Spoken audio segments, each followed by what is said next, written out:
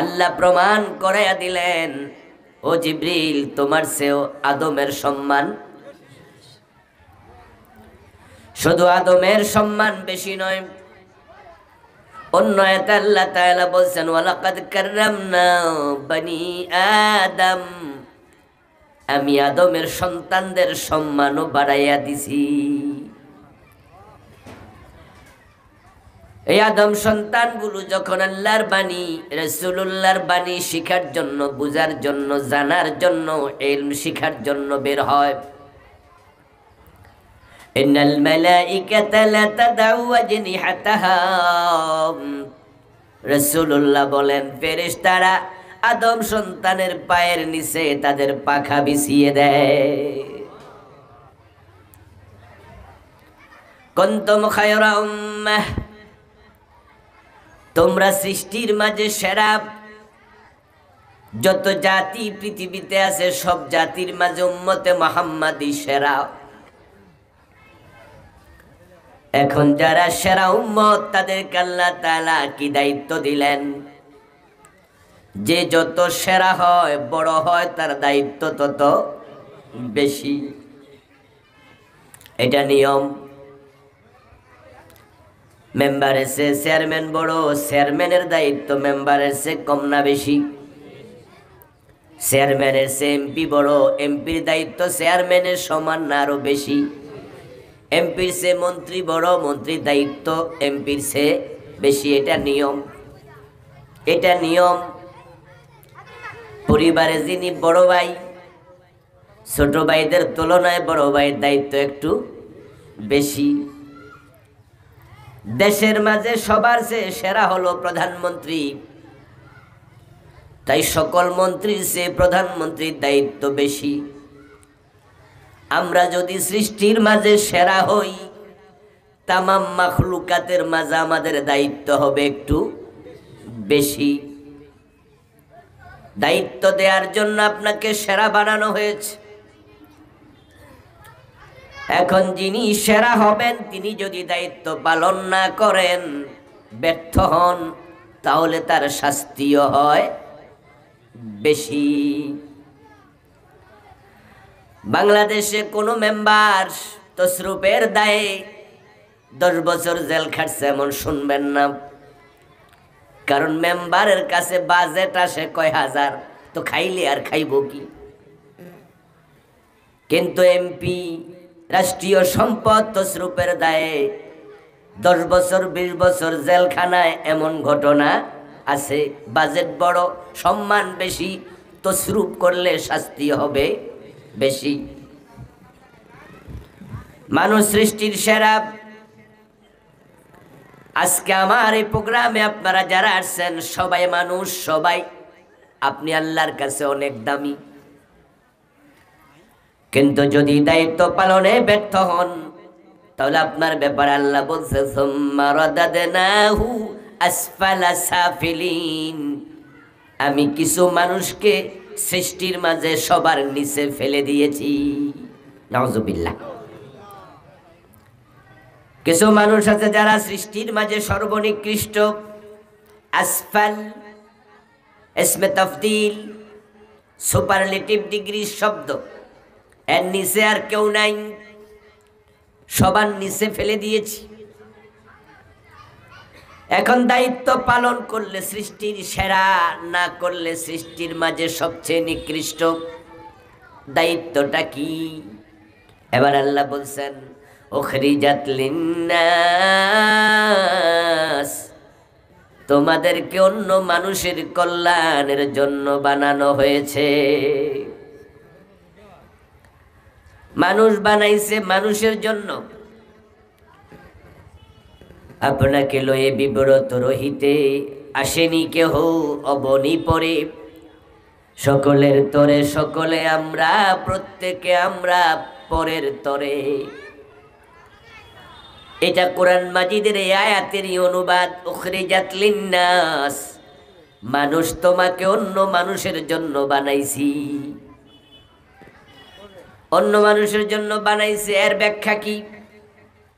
এবার আল্লাহ নিজে ব্যাখ্যা করছেন, তা'মুরুনা বিল মা'রুফ, ওয়া তানহাউনা আনিল মুনকার, তোমাকে সৃষ্টির মাঝে সেরা বানাইয়াম, সবচেয়ে বড় দায়িত্ব দিলাম। দায়িত্বটা হলো শুধু একা একা সৎ কাজ করবে না, সৎ কাজ সমাজের মাঝে ছড়াইয়া দেবে, সৎ কাজের আদেশ করবে।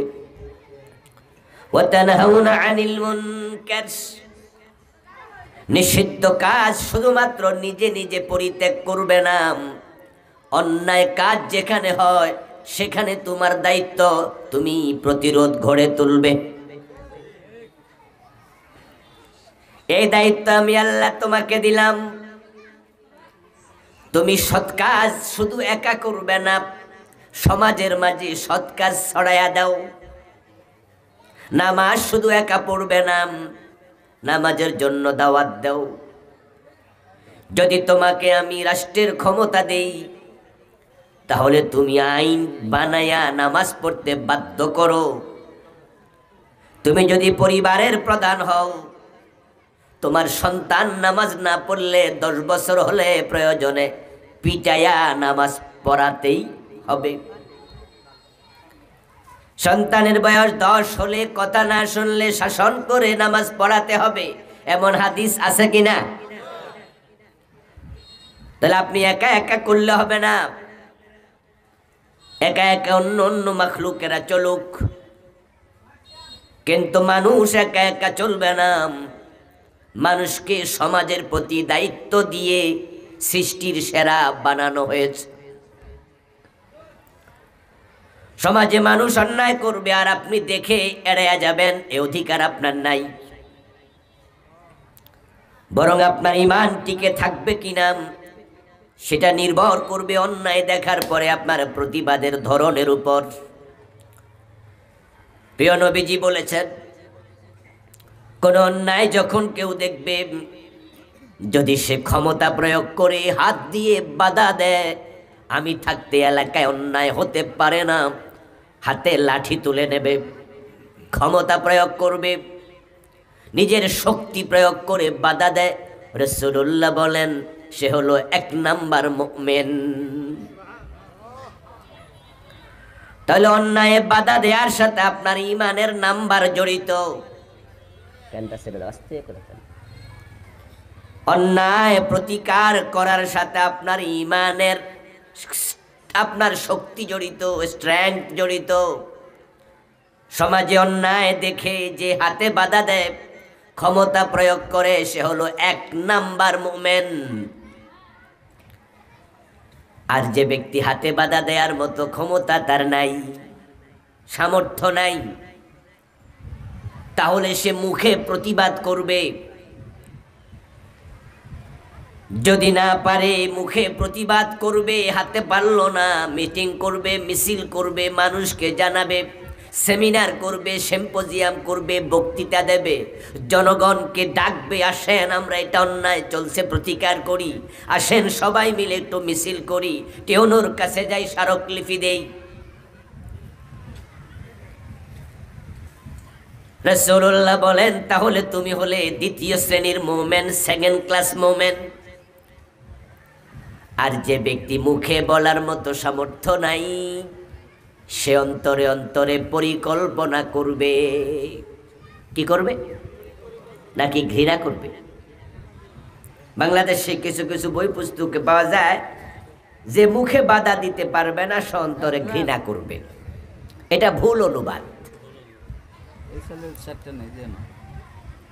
ঘৃণার কথা নেই, শব্দ হলো মান রা মিনকুম মুনকারান ফালিয়ুগাইয়িরুহু বিয়াদিহি।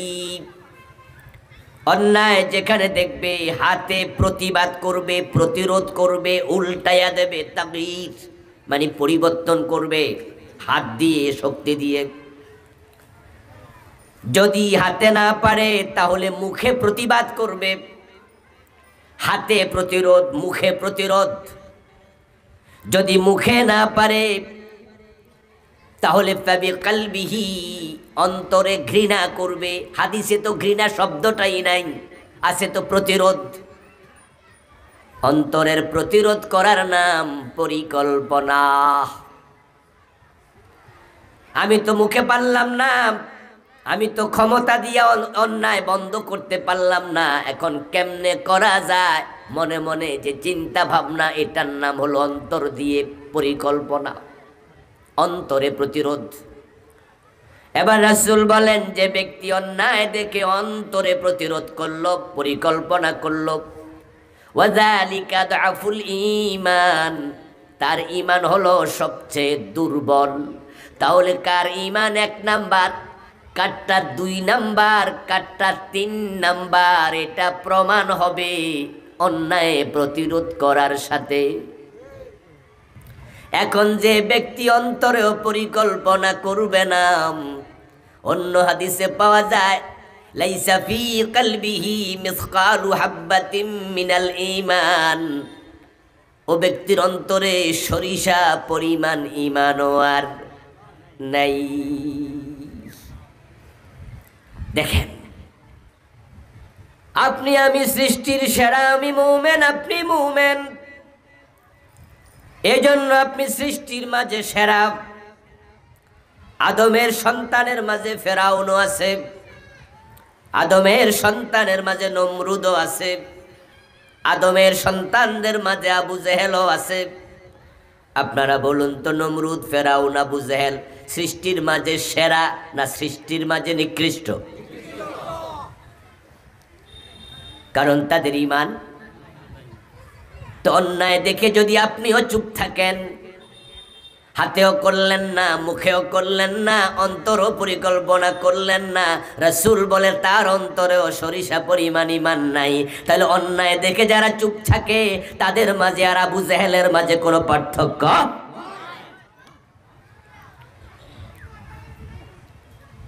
আমার বন্ধু, মানুষ যখন অন্যায় দেখে চুপ থাকে তখনই সমাজে অন্যায় প্রবণতা বেড়ে যায়। আমার ব্যক্তিগত অ্যানালাইসিস যেটা, যেই সমাজে যে অন্যায়টা বেড়ে গেছে,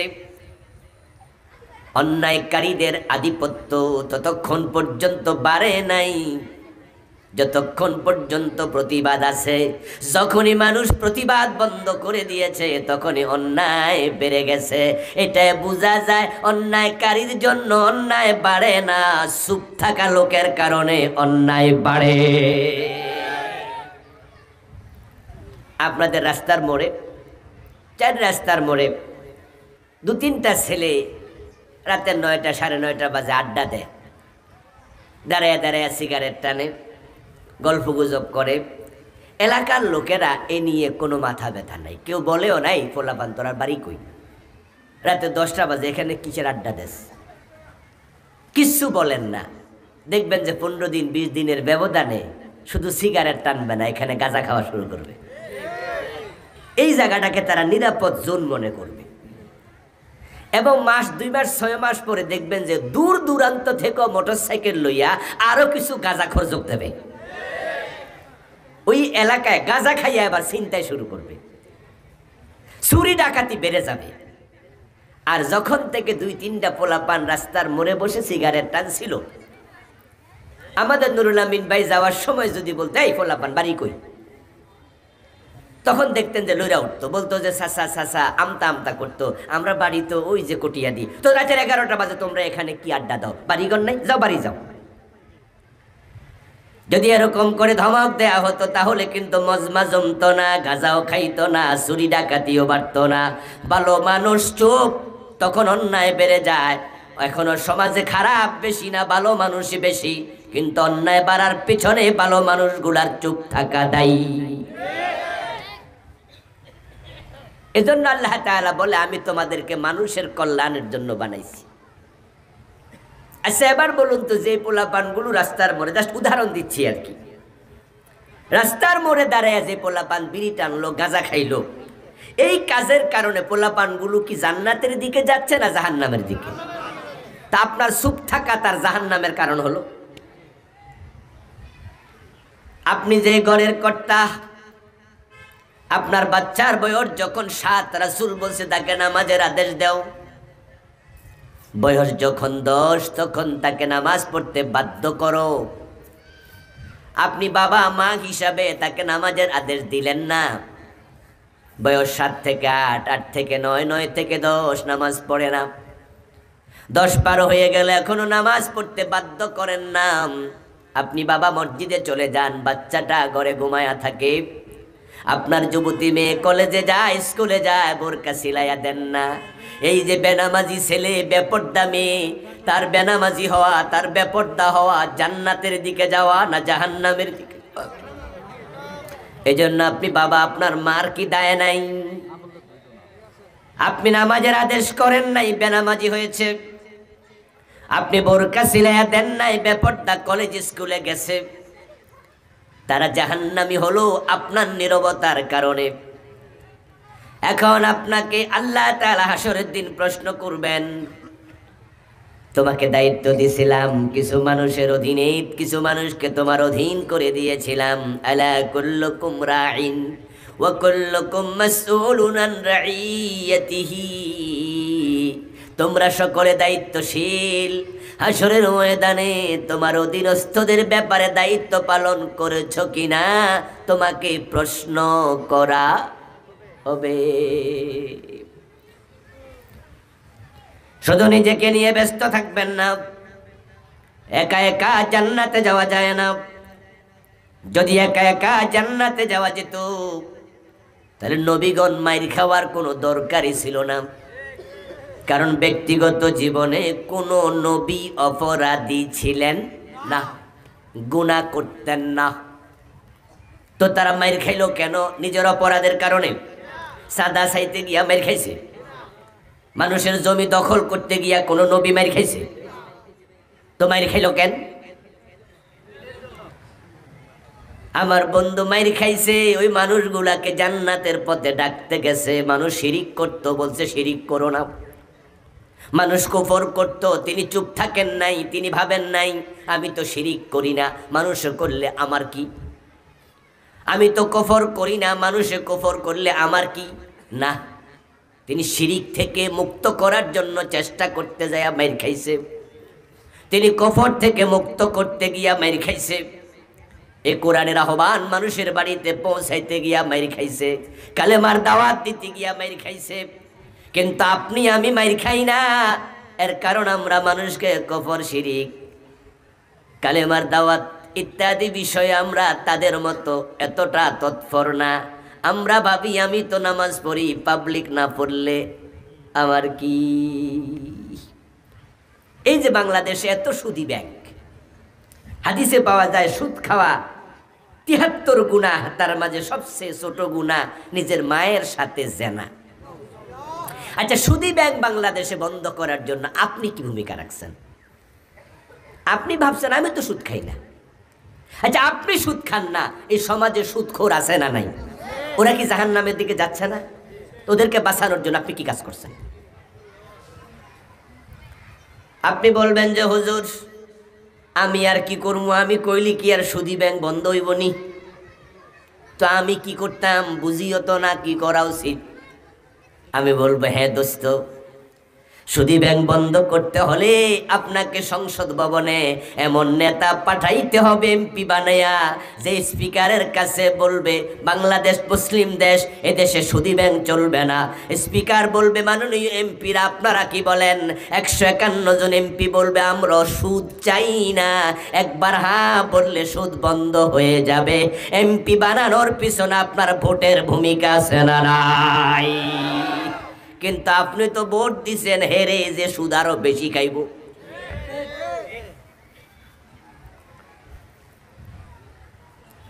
ও প্রিয় ভাই, তাহলে একজন মুত্তাকি এমপি বানানোর জন্য আপনার ভূমিকা কি?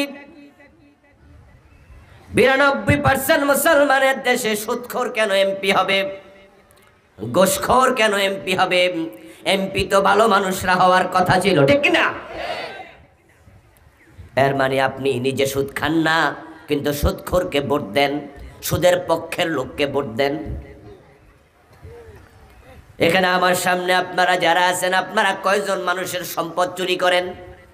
আমি তো মনে করি এখানে আমরা 100-এর মাঝে 95 জনই ভালো মানুষ। 5 জন চোর থাকলে থাকতে পারে, কিন্তু আমরা বাকি ভালোরাই মাহফিলে এসেছি।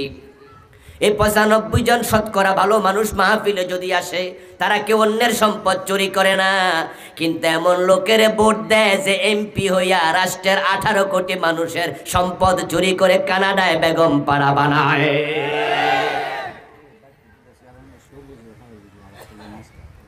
আপনি নিজে চোর নয়, কিন্তু আপনি যাকে ভোট দেন সে নেতা চোর। তাহলে আপনি বলুন তো, আপনি অন্যায়ের বিপক্ষে ভূমিকা রাখলেন না পক্ষে?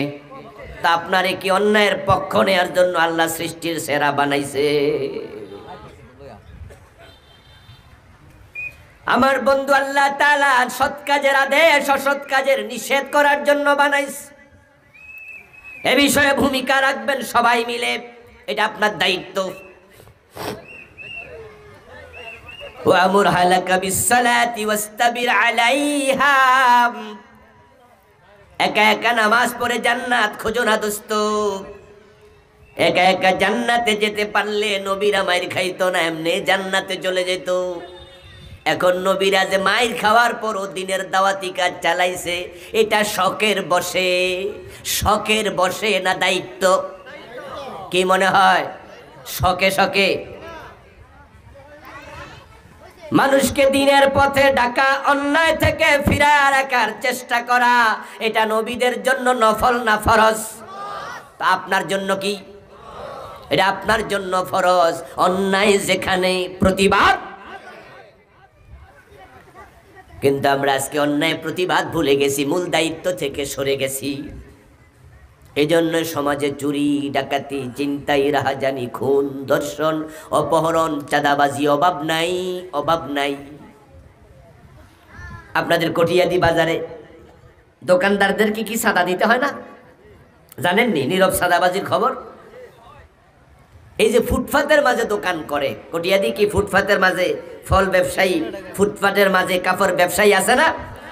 ওদের কাছে যাই কানে কানে জিজ্ঞাসা করেন যে রাস্তার পাশে যে জায়গাগুলো আছে ফুটপাত দখল করে, ঢাকা শহরে তো দেখা যায় যে হাজার হাজার দোকান ফুটপাতে, হাজার হাজার দোকান। আমি মাঝে মাঝে জিজ্ঞেস করি, এই ভাই তোমাদেরকে চাঁদা দেয়া লাগে? বলো হুজুর 3-4 রকমের চাঁদা দেই। পুলিশকে দেই, এলাকার নেতাদেরকে দেই, এরপরে মিউনিসিপ্যালিটির লোক আছে যারা আপনার এই যে মেয়রের লোক আছে, সরকারি লোকেরা আইসা চাঁদা নেয়, আইসা ধমক মারে, এই রাস্তার মাঝে দোকানদারি করো কেন? পুলিশের পোশাক পরা, পুলিশ দেখা দৌড় মারি, এবার দৌড়াস না, দৌড়াস না, থাক থাক, গরিব মানুষ কর, তবে তুইও কিছু খা, আমরাও কিছু দে। দিন 100 টাকা দেই পুলিশের। এলাকার কমিশনারের লোক আইসা কয়, মিয়া ফাইজলামি পাইছো, এলাকার নেতা আমরা তো, হে আবার দিন 50। হুজুর 3-4 গ্রুপকে দেই। এই জায়গাটা সরকার দিছিল মানুষ হাঁটার জন্য, ওই গরিব বেটা ফুটপাতে দোকানদারি করে চাঁদা দিচ্ছে। এই জাতীয় চাঁদা যে দেয়া লাগে কে জানে না, এটা তো ওপেন সিক্রেট। কিন্তু যত দোকানদার আছে তারা যদি বলতো যে আমরা কেউ চাঁদা দেব না, তারা ভাববে এটা বলতে গেলে তো দোকান করতে দেবে না, এই জন্য তারা নীরবে চাঁদা দিচ্ছে, আরেক দল নীরবে চাঁদা খাচ্ছে। আর আমরা যারা পাশে থাকি, আমরা এই বিষয়ে নাক গলাই না, নাক গলায় আবার কোন বিপদে পড়ি দরকার নাই, যেমনে চলছে চলতে থাকুক, সবাই চুপ। তাই সারা দেশ চাঁদাবাজির স্বর্গে রাজ্যে পরিণত হয়েছে। এইভাবে যত অপরাধ প্রবণতা আছে সব হচ্ছে। রাস্তার পাশে দাঁড়ায় দাঁড়ায় একটা মেয়ে কাঁদতেছে, এলাকার যুবক ভাই একজন হেঁটে যাচ্ছে, পরিচিত, জিজ্ঞাসা করলো, কি গো মরিয়াম তুই কাঁদস কেন? এলাকার মেয়ে চিনে। মেয়ে বলতেছে, ভাই কানমু না, বাবা মরছে, মা মরছে কত আগে, তুমি তো জানোই, আমার জমিটা আমার ভাই তো দেয় না, তা আমার ছেলে বড় হয়েছে, ছেলেটাকে একটু জমি বেচা ভাবছিলাম, বাবার পাওয়া সম্পদ বিক্রি করে বিদেশ পাঠাবো, মালয়েশিয়া। তোমার দুলাভাই আমার কইছে যে যা, যে বাইরে ক যে আমার জায়গাটা দেন, আমি বেচা একটু ছেলে বিদেশ পাঠাবো। আর ছিলাম আজকে, আমার ভাই কথা শোনার সাথে সাথে ঘাড়ে ধাক্কা মারছে, বাইর। কিসের জমি, কিসের জমি তোর, বাইর। এখন যদি জামাই ভাই যাইয়া কই যে আমার ভাই ধাক্কা মারিয়া ফাটাই দিছে, জামাই তো আরেক ধাক্কা মারবো। এই জন্য খাড়ায় খাড়ায় একটু কানতেছি, বুঝতে পারতেছি না কি করি।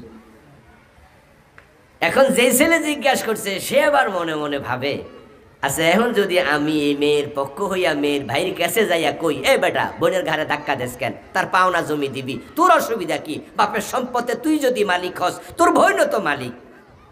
এ কথা আমার বলা উচিত, কিন্তু কইতে গেলে তো মুখ কষাকষি, মন কষাকষি, কালাকালি হইব।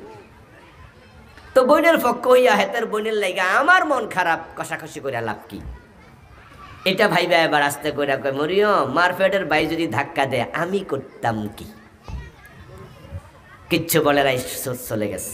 অন্যায় শুনেছে, দেখেছে, বাধা দেয়ার কোনো চিন্তা অন্তরে লালন করে নাই।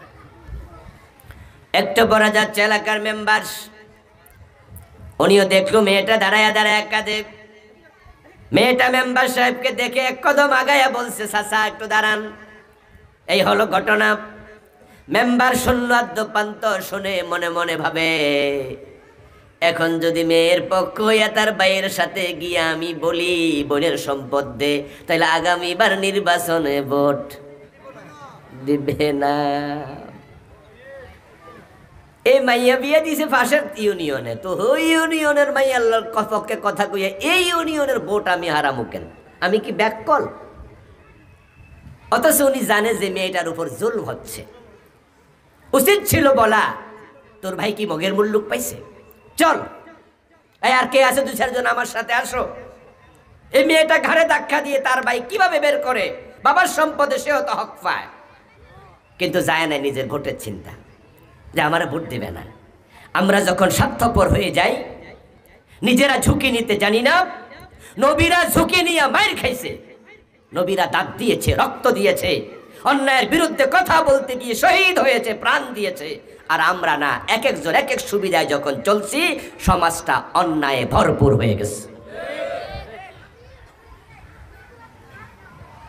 রাসূলুল্লাহ সাল্লাল্লাহু আলাইহি ওয়াসাল্লাম বলেছেন, শোনো, দুনিয়ার মানুষগুলো হলো একটা নৌকার যাত্রীর মতো।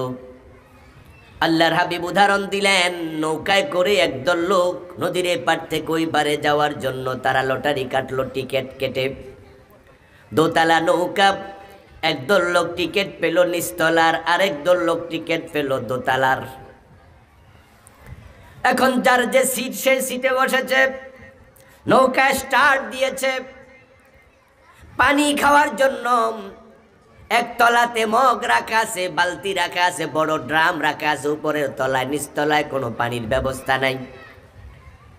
এখন নিচতলার এক ব্যক্তি একটি পাত্র হাতে লইয়া দোতলায় উঠল। দোতলায় উঠে ওই ড্রাম থেকে কিছু খাবার পানি নিয়ে নিচে নামতেছে। দোতলার এক ব্যক্তি বিরক্ত হয়ে তাকে বলল, এই মিয়া, তুমি নিচতলায় থাকো, পানির ব্যবস্থা না থাকলে না খাইয়া থাকবা, দোতলায় ডিস্টার্ব করতে এসো না। এটা বলে তাকে ধমক দিল। এখন দোতলায় যে পানির জন্য গেছে, সে একটা ঘাটতারা পাবলিক ছিল। সে বলতেছে, ঠিক আছে, যেহেতু দোতলায় পানির জন্য আসতে দিবা না, তাহলে আমিও নিচতলা ছিদ্র করে পানি বের করব। সে যাই একটা কুড়াল হাতে নিল।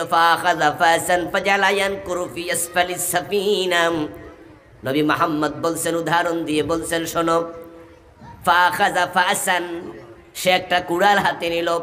ফাজআলা ইয়ানকুরু ফি আসফালিস সাফিনা, নিচতলার মাঝে এবার কোপাইতে শুরু করলো।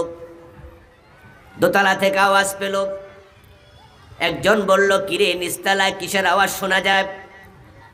একজন গিয়ে দেখে সে রিপোর্ট করলো, ওই যে পানির জন্য আসছিল ওই লোকটা এখন যাইয়া আসে কুড়াল দিয়া ছিদ্র কইরা পানি বাইর করবে। সে বলতেছে, মিয়া, উপরে গেছিলাম দিলা না, নিচে দেখায় দেমু ফানি, উহানে বেশি না এহানে বেশি। এই খবর শোনার পরে দোতলার লোকেরা, যদি রাসূল বলছেন, দোতলার লোকেরা যদি আবার মন্তব্য করে, নিচতলায় ছিদ্র করলে আমাদের কি, আমাদের দোতলা তো ঠিক আছে, তাহলে কিছুক্ষণ পরে পুরা নৌকা ডুববে, যখন ছিদ্রকারীও ডুববে, দোতলায় যারা আছে তারাও ডুববে। আর তারা যদি তার হাত চেপে ধরে, তাকে বাধা দেয়, না না তুমি নৌকা ছিদ্র করো না, তাহলে যে ছিদ্র করছিল সেও বাঁচবে, এবং যারা দোতলায় পুরা নৌকায় আছে তারাও বাঁচবে। তোমরা অন্যায়কারীর অন্যায় দেখে মাঝে মাঝে ভাবো অন্যায় সে করে আমার কি, গজব যখন আসবে অন্যায়ের কারণে ওই গজব থেকে আল্লাহ কাউকে রেহাই দেয় না। ওয়াত্তাকু ফিতনাতাল লা তুসিবান্নাল্লাযীনা যালামু মিনকুম খাসসা।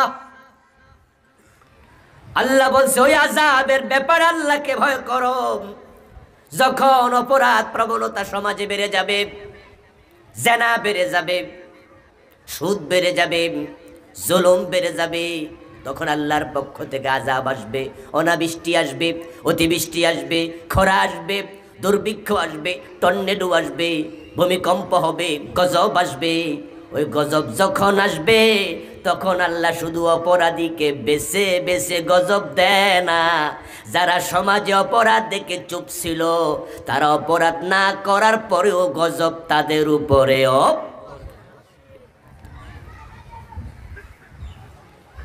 এই জন্য অন্যায় বাধা দেয়া আমাদের জন্য ফরজ, এটা একটা ইবাদত। মানুষকে ভালো কাজে আহ্বান করা এটা ইবাদত। ওয়ামান আহসানু কাওলাম মিম্মান দাআ ইলাল্লাহ ওয়া আমিলা সালিহান ওয়া ক্বালা ইন্নানি মিনাল মুসলিমিন। আল্লাহ তাআলা বলেন তার কথার চেয়ে কার কথা উত্তম, যে মানুষকে আল্লাহর পথে ডাকে এবং সে নিজে নেক আমল করে এবং বলে আমি একজন মুসলিম।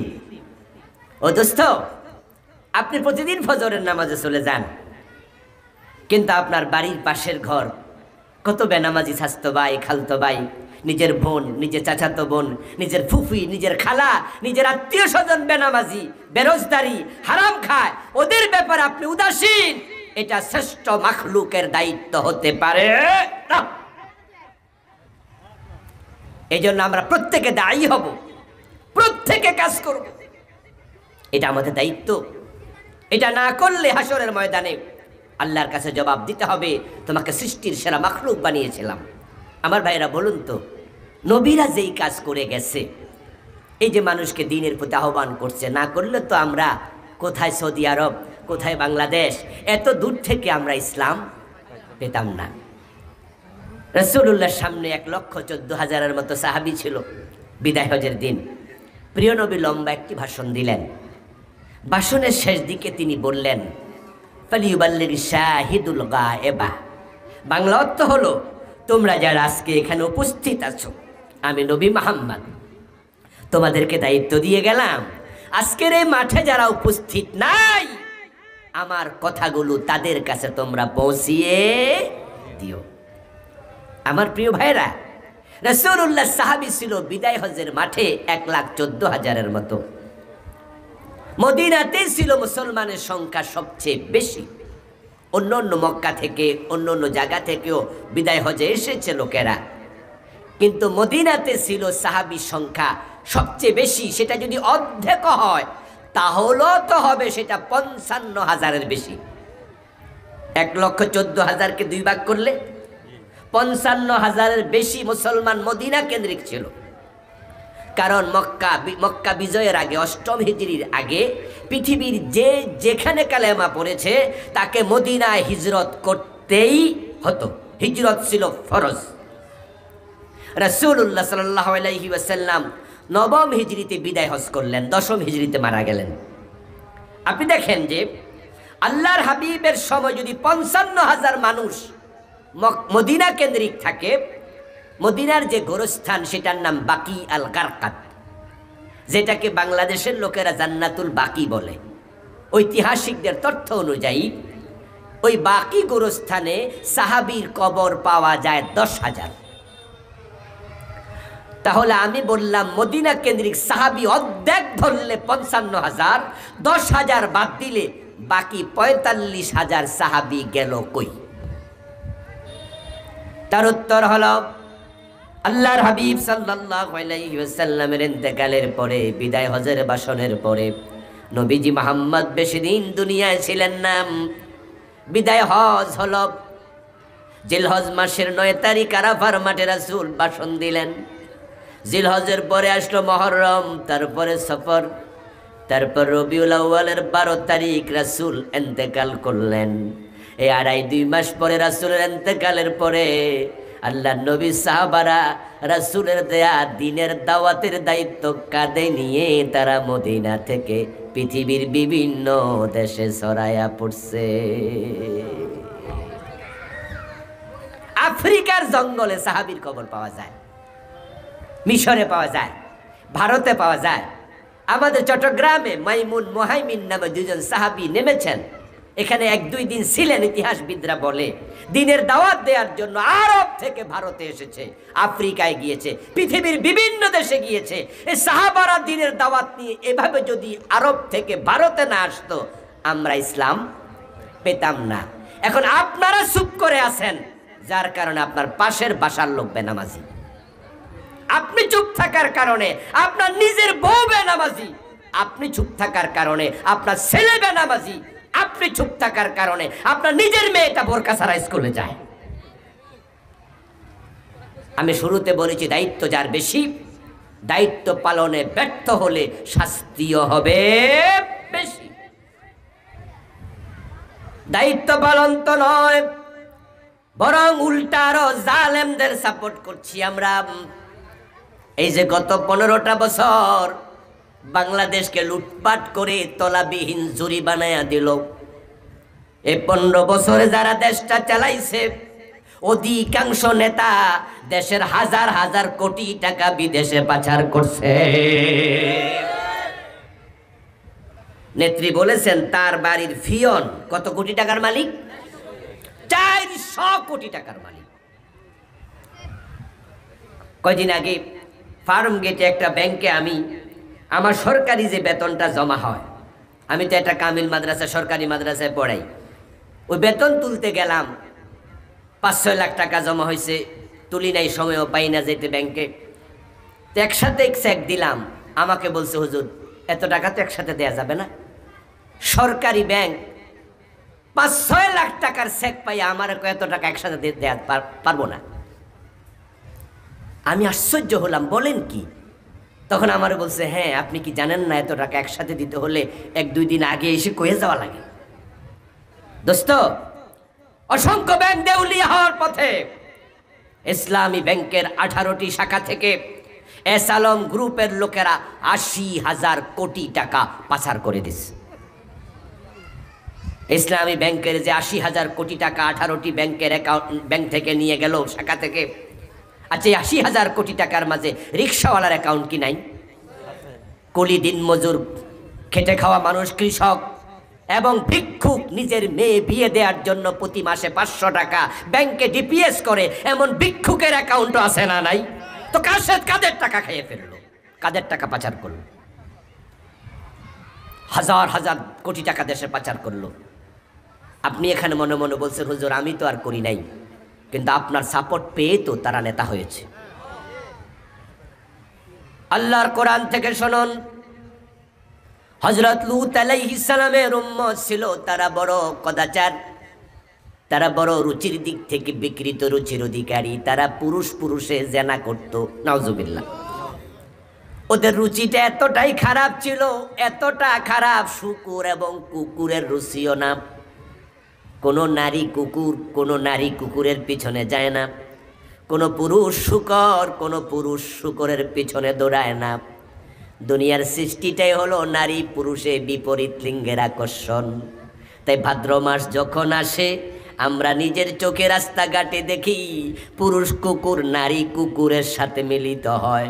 কিন্তু লূত আলাইহিস সালামের উম্মতগুলো এত খারাপ ছিল, তারা পুরুষে মিলিত হতো। লূত আলাইহিস সালাম তাদেরকে বারণ করলেন।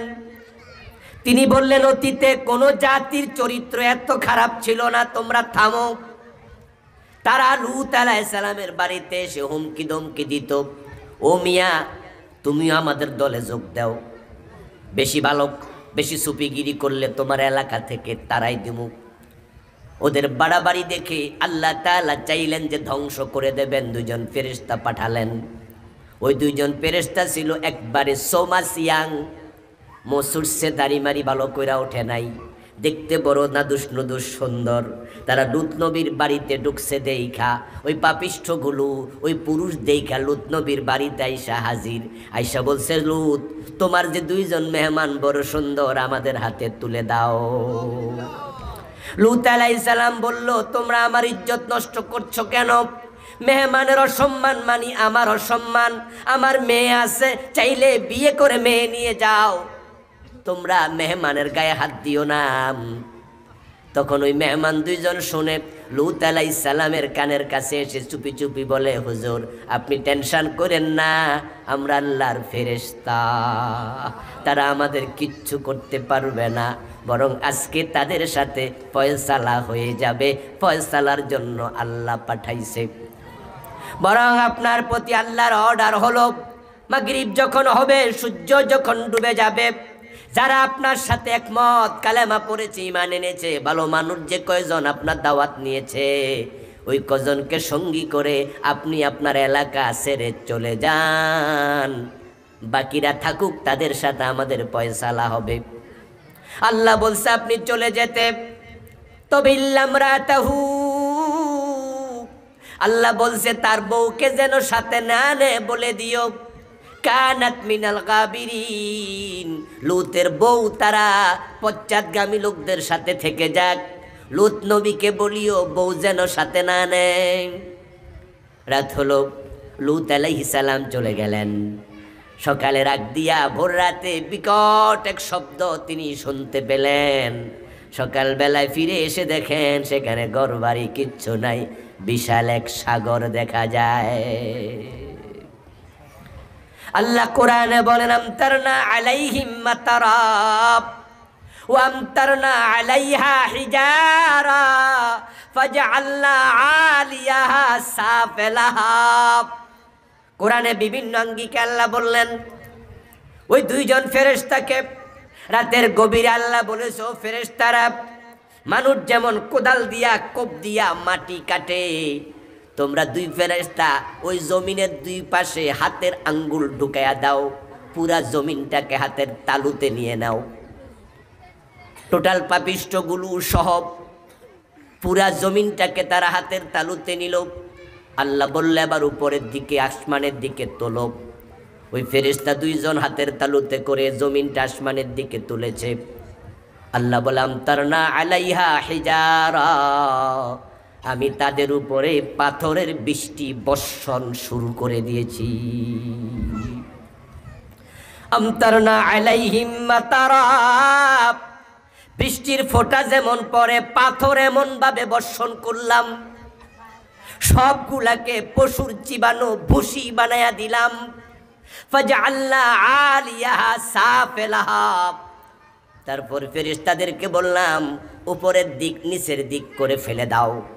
ফেরেশতারা এবার হাত এমনি নিয়ে উল্টায় ফেলে দিল, নিচে পড়ে গেল জমিন, এতটা ডেবে গেল, এটা এখন সাগরে পরিণত হয়ে গেছে। আমার বন্ধু, ওই গজবপ্রাপ্ত মানুষের মাঝে লুত নবীর বউটা আছে না নাই?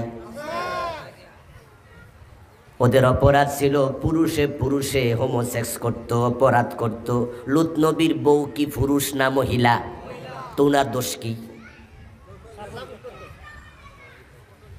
প্রিয় ভাইয়েরা ভালো করে শোনেন, একদিনের মাহফিলে সব কথা বলা যাবে না, সময় কুলায় না।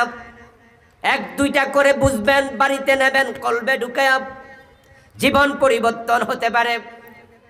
অপরাধ ছিল পুরুষে পুরুষে জেনা, লুত নবীর বউ তো মহিলা, তার দোষ কি? এই গজব তার উপর কেন আসলো? আল্লাহ তাকে নিতে মানা করেছেন, কারণ ওই জাতি যে অপরাধ করত, লুত নবীর বউ সে অপরাধে সাপোর্টার ছিল। উনি লুত আলাইহিস সালাম উল্টা কইতো যে পাবলিক করুক, আমনের কি, আমনে অযথা ওদের সাথে ঝগড়া করেন কেন, মাইর খান কেন, ওরা করুক গা। অন্যায় বাধা দিতে গেলে কিছু লোক আছে আপনার পিছন দিয়ে টাইনা ধরে কয় যাইয়েন না, করুক গা, এমন আছে না? এই চরিত্র আপনারও। নবী লুতের সময় থাকলে আল্লাহ আসমান জমিন আপনার উপর উল্টাইত। লুত আলাইহিস সালামের স্ত্রী ছিল তাদের সাপোর্টার। আল্লাহ তাআলার জন্য তারেও গজবের মাঝে ফেলাইয়া দিস।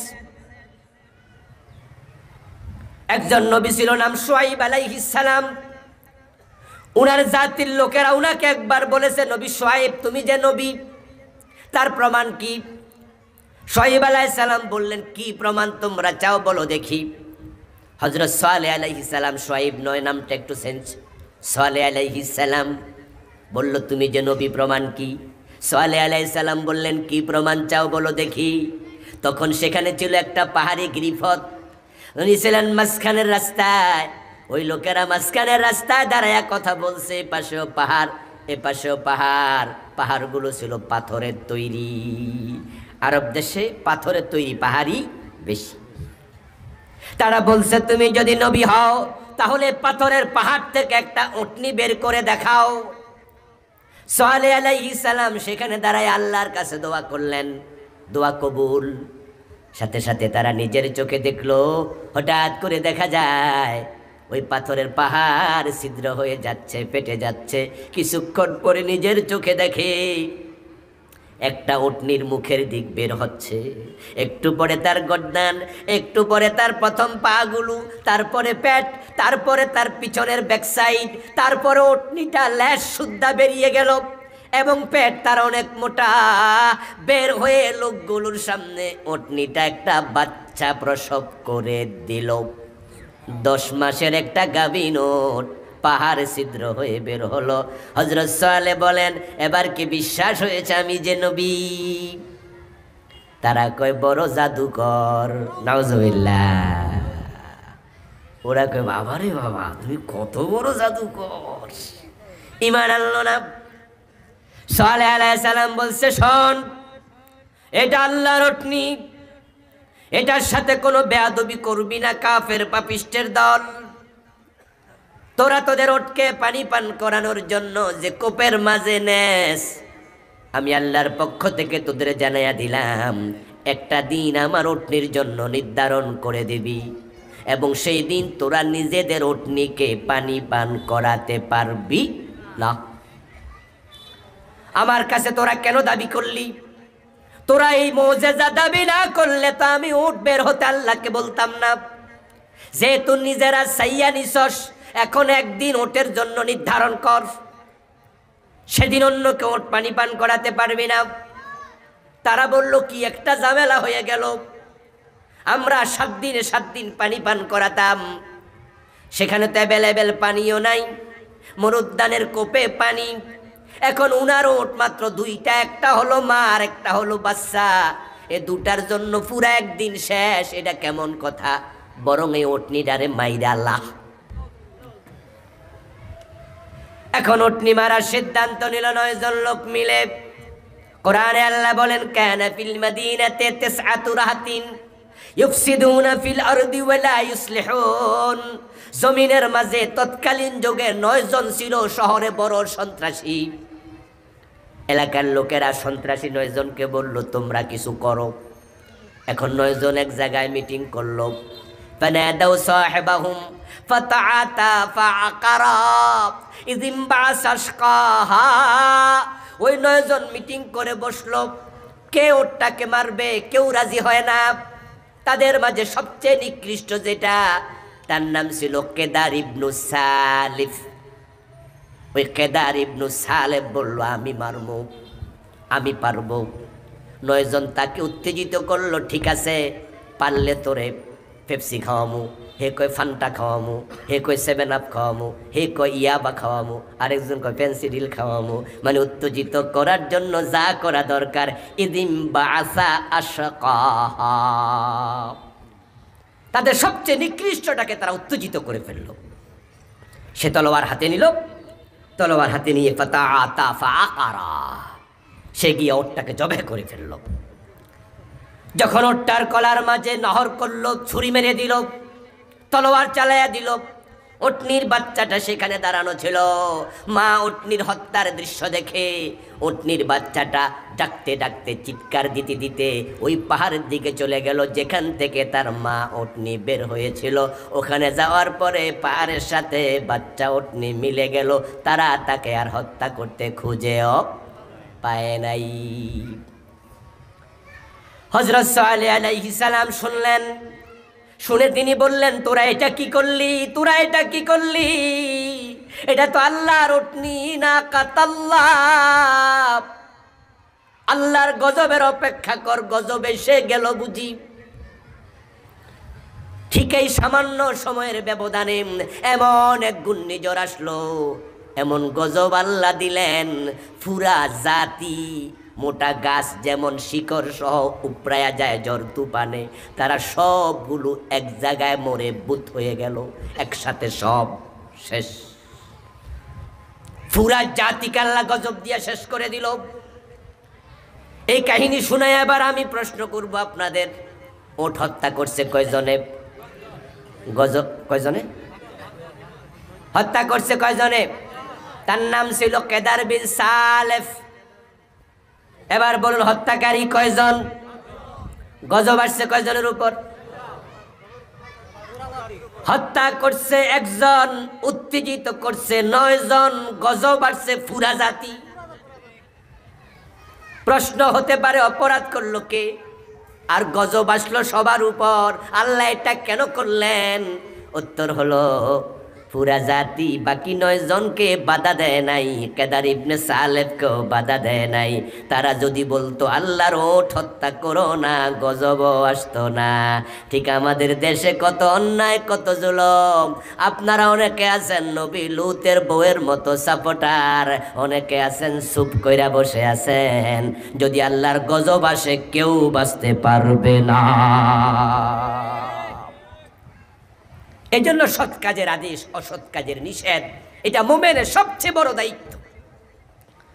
আল্লাহ তাআলা জিবরিল আমিনকে একদিন পাঠালেন, জিবরিল যাও আনাকলিব মাদিনাতা কাযা বিআহলিহা, অমুক জায়গায় গিয়ে পুরা জমিন অধিবাসী শুদ্ধ উল্টায়া দাও।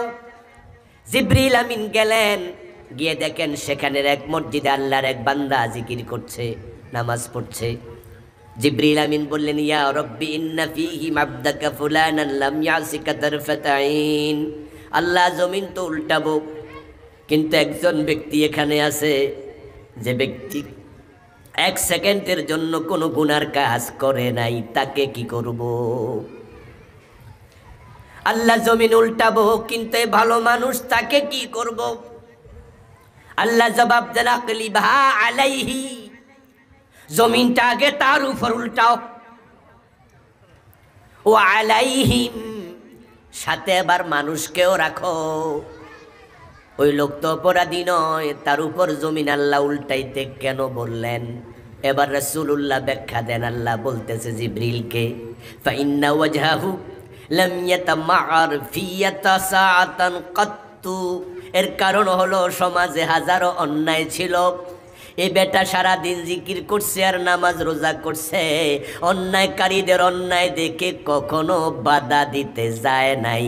এমন নামাজি আমি আল্লাহর প্রয়োজন নাই। সমাজে অন্যায় দেখে তার চেহারা লাল হয় নাই। আজকের বাংলাদেশেও এমন অবস্থা হয়ে গেছে, অনেক লোক আছে হাজারো অন্যায় দেখো চুপচাপ থাকে, কিচ্ছু কয় না, এর কিছু লাগেই না।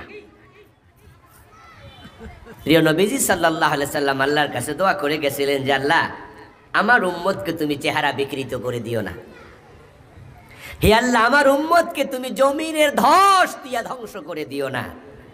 রাসূলুল্লাহ যদি দোয়া করে না যেতেন তাহলে আমাদের যে অবস্থা, কত আগে গজব চলে আসত।